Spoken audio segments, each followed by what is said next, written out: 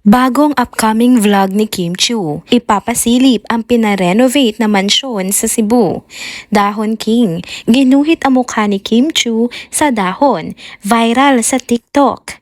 Produktong ini-endorso ni Kim Chiu, mamimigay ng libreng ticket ng My Love Will Make It Disappear. Paolo, napatweet sa planong 55 block screening. Tara, kwentuhan muli tayo.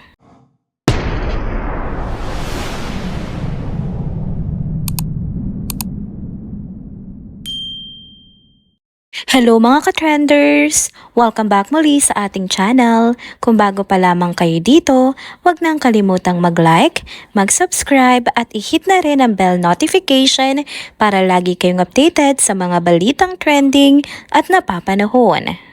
Happy Thursday mga ka-trenders at kakimpaw! Balik tayo sa ating chikahan ngayon. At syempre, sentro pa rin ng usapan sina Kim Chiu at Paolo Avellino. Pero ngayon, tutok muna tayo sa mga bonggang updates kay Kim Chiu, ang yayamanin nating Pinay actress.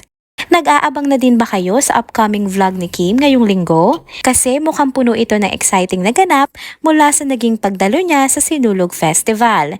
Sa kanyang Instagram post, nagbigay na siya ng pasilip ng ilang photos at videos ng mga activities niya sa Feast of Santo Niño. Grabe, ibang level talaga ang energy ni Kim sa bawat moments. Makikita mo talaga sa bawat slides ng kanyang post na enjoy siya, lalo na habang nasa karosa ng ini-endorso niyang local bread brand.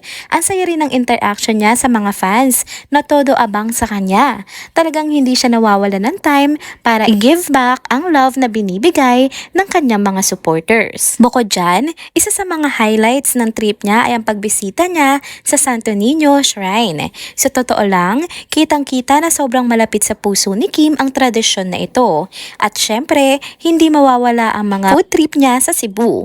Nakakainggit ang mga post niya habang nilalantakan ang mga sikat na pagkain doon. Parang ang sarap ng bawat kain niya, di ba? Isang emosyonal naman na bahagi rin ng sinulog journey niya ay ang pagdalaw niya sa puntod ng kanyang ina. Hindi man siya madalas na makabalik sa Cebu dahil sa busy schedule niya, ramdam mong hindi niya nakakalimutan ang ugat niya at ang kanyang pamilya. Speaking of family, proud din si Kim na ipasilip ang pinarenovate niyang bahay sa Cebu. Grabe, sobrang ganda at ang laki ng improvement. Talagang ginastusan niya ng bongga kahit hindi na raw sila madalas pumunta roon. Ang sabi pa niya, nagkaroon siya ng chance na makipag-banding sa ilang relatives at kaibigan niya doon. Pero chill lang daw ito sa loob ng bahay. Napaka-private talaga ni Kim pagdating nga sa mga ganitong moments. Pero wait, hindi lang yan. Ang mga solid fans ni Kim ay nagkomento pa kung paano nga nila napansin na sobrang sinop daw ang aktres pagdating nga sa kinikita niyang pera. May mga nagsabi pa nga 3 na raw ang kondo ng aktres sa BGC. Meron din nagsasabi na 4 na. May bahay din nga siya sa QC, 'di ba? Tapos isang rest house sa Tagaytay. At ayon pa sa mga ibang fans, malamang marami siyang ibang investments na hindi niya pa nga binabanggit at sinasa publiko. Talagang smart and achiever nga si Kim Chiu, kaya hindi na nakapagtatakang isa siya sa mga pinakamayamang aktres dito sa ating bansa. Nakaka-excite na mga ikukwento ni Kim kaya mga kakimpaw, abangan natin ang vlog ni Kim ngayong linggo. Siguradong marami pa siyang ikukwento na hindi pa natin nakikita at first time din nating maririnig. Stay tuned mga ka-trenders! Next topic naman tayo, sino nga ba ang mag-aakalang pwedeng maging canvas ang isang dahon? Oo, tama ang narinig nyo. Trending ngayon ang isang kakaibang obra na ginawa ng isang Visayan artist na binansagang Dahon King. Sa TikTok account ng artist, pinakita niya ang kanyang talento sa pagguhit ng mukha ni Kim Chiu sa isang ordinaryong dahon. Ang request na ito ay galing mismo sa isang loyal na fan ni Kim na gustong makita ang kanyang idol sa kakaibang art form.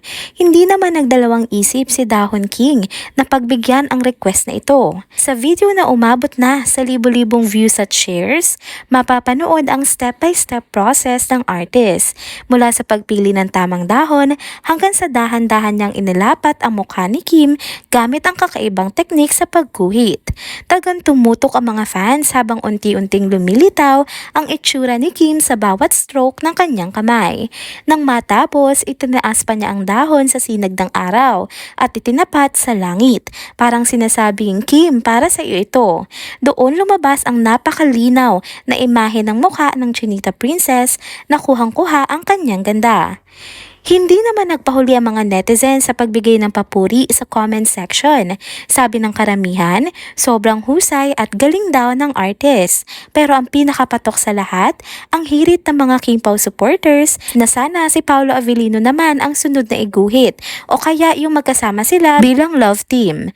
Pero alam nyo ba, hindi lang si Kim ang naiguhit na ni Dahon King sa kanyang mga obra. Bukod kay Kim, nagawa na rin niyang iguhit sa dahon ang mga mukha ni na Vice Ganda, Ivana Alawi, Zainab Harake, Ian Veneracion at maging ang girl group na BINI. Walang pinipiling fandom si Dahon King, kaya mas lalo pa siyang hinahangaan ng mga tao.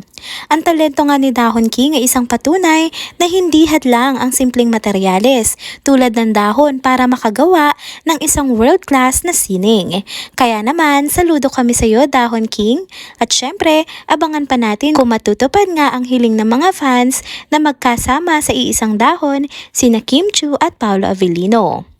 Bago naman matapos ang ating video update ngayong araw, isang exciting na balita muna para sa lahat ng King Pao fans na sobrang excited na sa paparating na pelikula ni na Kim Chiu at Paolo Avellino na My Love Will Make You Disappear. Alam naman natin kung gaano nga ka-loyal at ka-supportive ang kanilang mga fans, kaya hindi na nakapagtataka na talagang all out ang suporta nila para sa pelikulang ito. Pero ito pa ang nakakatuwa, ang kilalang brand na Sisters na ine-endorso nga ni Kim Chiu ay todo suporta rin sa kanilang endorser. Naglabas nga sila ng espesyal na promo kung saan pwede kang makakuha ng free movie pass para sa pelikulang ito. O diba? Perfect na pagkakataon para sa mga fans na mauna sa panonood. Talagang sulit na sulit ang pagiging loyal ni Kim sa nasabing brand. At dahil dito, tila marami ang nagulat, pati na rin si Paolo Avellino. Sa kanyang ex account, nagpost ang aktor ng reaksyon na may halong biro at pagkabilib. Narito nga ang laman ng kanyang post. Grabe naman yung 55 block screenings. Makabili na nga rin ng Sisters. Mukhang pati si Paolo napaka-curious kung gaano nga karaming tao ang susuporta sa pelikula nila ni Kim. Aba, sino ba naman ang hindi mapapaisip at mai-excite, diba?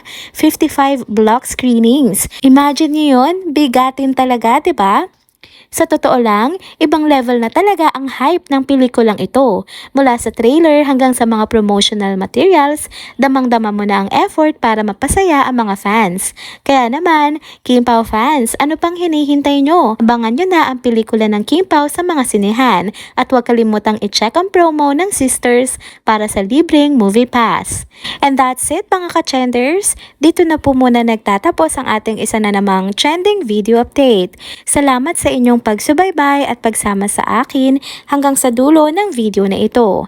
Pero bago kayo umalis, huwag niyo pong kalimutang mag-like, mag-comment, mag-subscribe at i-hit na rin ang bell notification para lagi kayong updated sa mga balitang trending at napapanahon. Kita-kits sa susunod na video. Paalam!